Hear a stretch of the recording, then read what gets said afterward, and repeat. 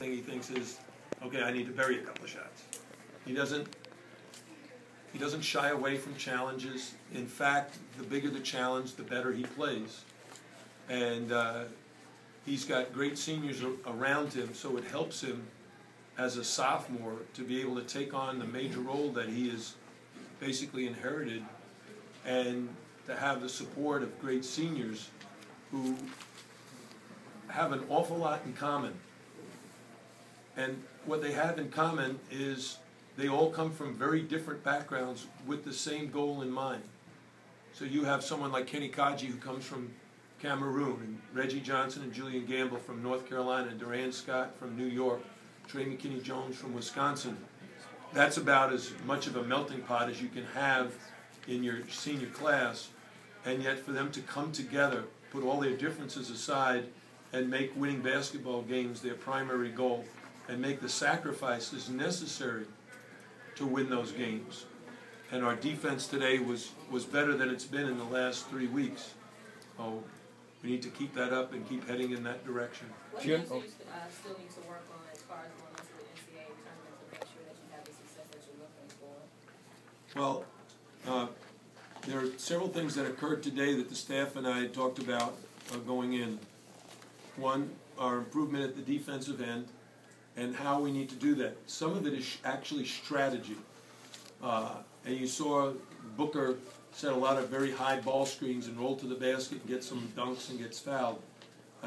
We need to do a better job of having a better strategy to prevent that from happening. Second is, we ran an offense in the second half we haven't run in probably 6 weeks. I think the last time we ran it, I'm pretty sure it was against Boston College, at Boston College, back in January. And the reason is we were very, very successful with a lot of ball screens, and so we kept doing it. But Clemson is one of those teams that's very good at guarding the ball screen because they double up on Shane. So we changed the offense, made an adjustment in the second half, and the guys really shared the ball, and that's how Kenny ended up getting those threes. The Clemson kid, the first 5 minutes had 12 points, then didn't score every shot the rest of the game. Oh, well, Roper had 12 points. Yeah, he was sensational. What did you guys do? He was great. At the first game we played him, we didn't stop him either. He's a heck of a guard. Did you guys do something different against him after that point? After those first 12? They put Shane. We put Shane Larkin on him. Shane was on the bench to begin because we always start our seniors on senior day. So we put Shane on him, and he was able to do a better job. Was there any message that you gave Shane, or was that just Shane not knowing what to do? I mean, other than the fact that obviously he was normally, I'm really not directing Shane. He's kind of directing me. You think that's the truth. A lot of times he'll turn to me and tell me what he thinks, what offense we should run. Like, he's the one that let me guard Roper. Right? The last time we played them, he guarded the point guard most of the game, and Duran guarded Roper. And then late in the game, we switched that, and he did a very good job. So when he was sitting on the bench to start the game, I looked down and he said, "I'm ready to go, let me guard Roper." He already had 12 points. But I'm very coachable. So I put Shane in, and he guarded Roper. Jim, you talk about trying to make the game fun again. Are you pretty confident that now that the team's over this little hump, that what's to come will be fun? One and done is a lot of pressure. Well, first of all, I don't know how much pressure the guys are really feeling. It was more a sense that I had that the game wasn't as much fun. I think part of it is you're winning so much, you think that you take winning for granted. You just think you're going to keep winning, and you get distracted actually by winning. You start saying to yourself, okay, we're winning, but I'm not getting that many shots, or I need to block more shots, or I need to do something in addition to what I've been doing. The problem with that is you have 3 or 4 guys doing that. Now they're not doing the things that help us win the game, playing great defense. And one of our goals is to not foul people, not put them on the foul line. And as you saw tonight, they ended up getting 17 free throws, and we want to keep people under 14. So if we can do what we plan on doing, and this is exactly what I told the team, it doesn't matter who we play, it doesn't matter where we play. What does matter is how we play.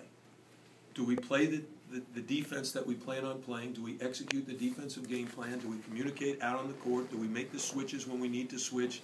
Do we block out when we're supposed to block out? And on offense, do we share the ball well enough to get good shots, and do we have good balance in the attack? We only had 3 guys in double figures tonight. Normally, our team is best when we have 4 or 5 guys in double figures, because it's very hard for them, the opponent, to key on any one guy. Jim, when you came here into the ACC, obviously Carolina, Duke, established programs. Your second year, you have the ACC regular season title. Are you able to take a step back and just appreciate that and enjoy it? I'll probably do that after this season is over and I can reflect. But my staff and I have been at this for 2 straight years. I mean, we haven't had any vacation time. Or last year, my vacation was having my hip replaced. No, we've worked at it because we've had so much work to do in the recruiting, with the players, the amount of time that these guys devote to it, in scheduling.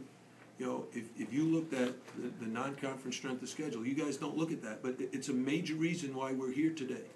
Because if we hadn't prepared ourselves, if we played a weak non-conference schedule, we never would have had the confidence in our ability to play on the road and win on the road when we went to Carolina and Georgia Tech to start this season.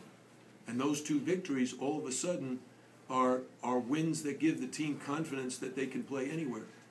If we told you before the year that we were going to go 7-2 on the road in the ACC and 8-1 at home, after we lost to St. Leo's in the opening game, in the exhibition game, you would have laughed your head off and said, "This guy is a fool."